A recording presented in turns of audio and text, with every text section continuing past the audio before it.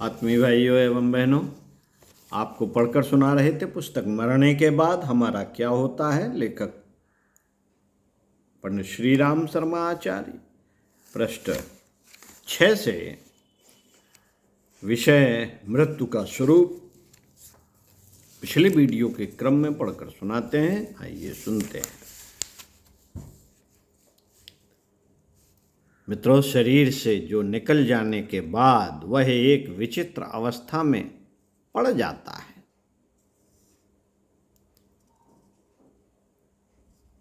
शरीर से जी निकल जाने के बाद, जी यानी कि प्राण निकल जाने के बाद वह एक विचित्र अवस्था में पड़ जाता है। घोर परिश्रम से थका हुआ आदमी जिस प्रकार कोमल शैया प्राप्त करते ही निद्रा में पड़ जाता है, उसी प्रकार मृतात्मा को जीवन भर का सारा श्रम उतारने के लिए एक निद्रा की आवश्यकता होती है। इस नींद से जीव को बड़ी शांति मिलती है और आगे का काम करने के लिए शक्ति प्राप्त कर लेता है। मरते ही नींद नहीं आ जाती, वरन इसमें कुछ देर लगती है। प्रायः 1 महीना तक लग जाता है। कारण यह कि प्राणांत के बाद कुछ समय तक जीवन की वासनाएं प्रौढ़ रहती हैं और वे धीरे धीरे ही निर्बल पड़ती हैं। कड़ा परिश्रम करके आने पर हमारे शरीर का रक्त संचार बहुत तीव्र होता रहता है और पलंग मिल जाने पर भी उतने समय तक जागते रहते हैं जब तक फिर रक्त की गति धीमी ना पड़ जाए। मृतात्मा स्थूल शरीर से अलग होने पर सूक्ष्म शरीर में प्रस्फुटित हो जाता है। वह सूक्ष्म शरीर ठीक स्थूल शरीर की ही बनावट का होता है। मृतक को बड़ा आश्चर्य लगता है कि मेरा शरीर कितना हल्का हो गया है। वह हवा में पक्षियों की तरह उड़ सकता है और इच्छा मात्र से चाहे जहां आ जा सकता है। स्थूल शरीर छोड़ने के बाद वह अपने मृत शरीर के आसपास ही मंडराता रहता है। मृत शरीर के आसपास प्रियजनों को रोता बिलखता देखकर वह उनसे कुछ कहना चाहता है या वापस पुराने शरीर में लौटना चाहता है, पर उसमें वह कृतकार नहीं होता। एक प्रेतात्मा ने बताया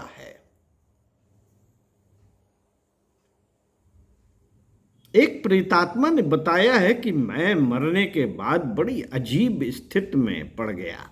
स्थूल शरीर में और प्रियजनों में मोह होने के कारण मैं उसके संपर्क में आना चाहता था, पर लाचार था। मैं सबको देखता था, पर मुझे कोई देख नहीं सकता था। मैं सबकी वाणी सुनता था, पर मैं जो बड़े जोर जोर से कहता था उसे कोई भी नहीं सुनता था।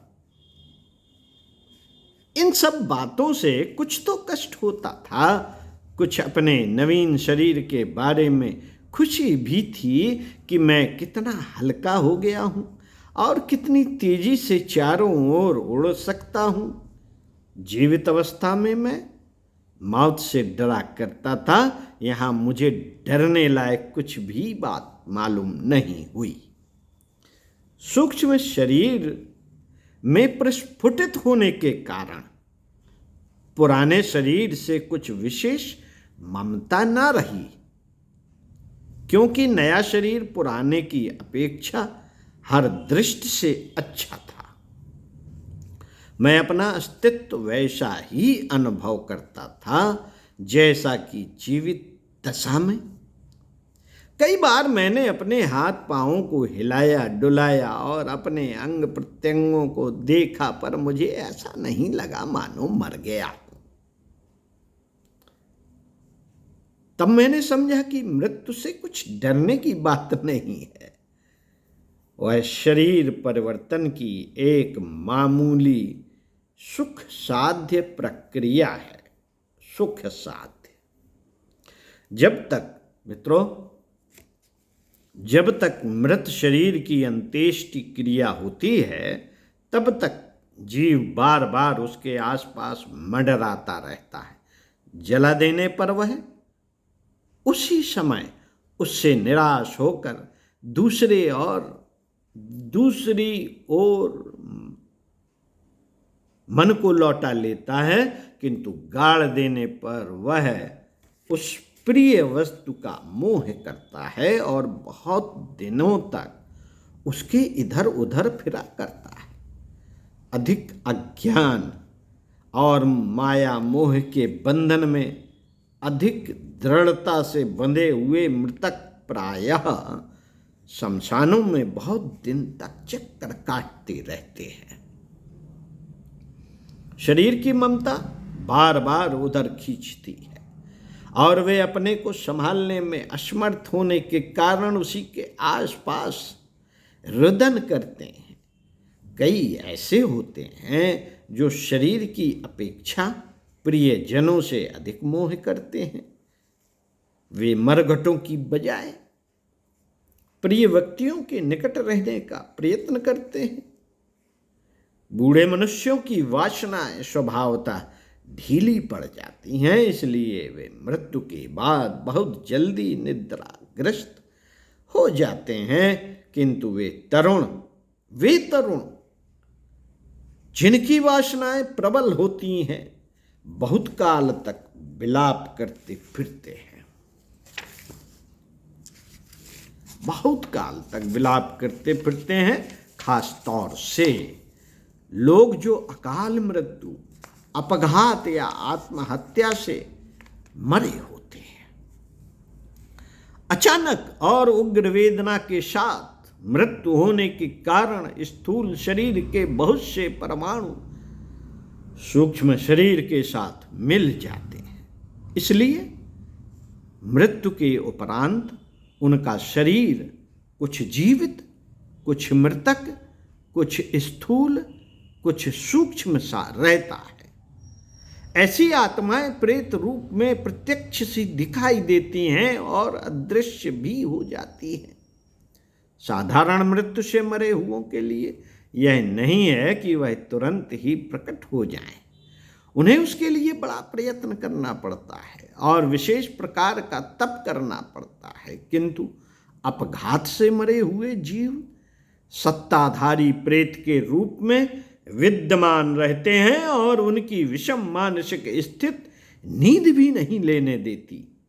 वे बदला लेने की इच्छा से या इंद्रिय वासनाओं को तृप्त करने के लिए किसी पीपल के पुराने पेड़ की गुफा, खंडहर या जलाशय के आसपास पड़े रहते हैं और जब अवसर देखते हैं अपना अस्तित्व प्रकट करने या बदला लेने की इच्छा से प्रकट हो जाते हैं। मित्रों, इन्हीं प्रेतों को कई तांत्रिक शव साधना करके या मरघट जगाकर अपने वश में कर लेते हैं और उनसे गुलाम की तरह काम लेते हैं। इस प्रकार बांधे हुए प्रेत इस तांत्रिक से प्रसन्न नहीं रहते, वरन मन ही मन बड़ा क्रोध करते हैं और यदि मौका मिल जाए तो उन्हें मार भी डालते हैं। बंधन सभी को बुरा लगता है। प्रेत लोग छूटने में असमर्थ होने के कारण अपने मालिक का हुक्म बजाते हैं, पर सर्कस के शेर की तरह इन्हें इसमें दुख रहता है। आबद्ध प्रेत प्रायः एक ही स्थान पर रहते हैं और बिना कारण जल्दी जल्दी स्थान परिवर्तित नहीं करते। साथियों, साधारण वासनाओं वाले, प्रबुद्ध चित्त और धार्मिक वृत्ति वाले मृतक अंत्येष्टि क्रिया के बाद फिर पुराने संबंधी से रिश्ता तोड़ देते हैं और मन को समझाकर उदासीनता धारण कर लेते हैं। उदासीनता आते ही उन्हें निद्रा आ जाती है और आराम करके नई शक्ति प्राप्त करने के लिए निद्राग्रस्त हो जाते हैं। यह नींद तंद्रा कितने समय तक रहती है, इसका कुछ निश्चित नियम नहीं है। यह जीव की योग्यता के ऊपर निर्भर है। बालकों और मेहनत करने वालों को अधिक नींद चाहिए, परंतु बूढ़े और आराम तलब लोगों का काम थोड़ी देर सोने से ही चल जाता है। आमतौर से 3 वर्ष की निद्रा काफी होती है। इसमें से 1 वर्ष तक बड़ी गहरी निद्रा आती है, जिससे कि पुरानी थकान मिट जाए और सूक्ष्म इंद्रियां संवेदनाओं का अनुभव करने के योग्य हो जाए। दूसरे वर्ष उसकी तंद्रा भंग हो जाती है और पुरानी गलतियों के सुधार तथा आगामी योग्यता की खोज में आगामी योग्यता के संपादन का प्रयत्न करता है। तीसरे वर्ष नवीन जन्म धारण करने की खोज में लग जाता है। यह अवधि एक मोटा हिसाब है। कई विशिष्ट व्यक्ति 6 महीने में ही नवीन गर्भ में आ गए हैं, कई को 5 वर्ष तक लगे हैं।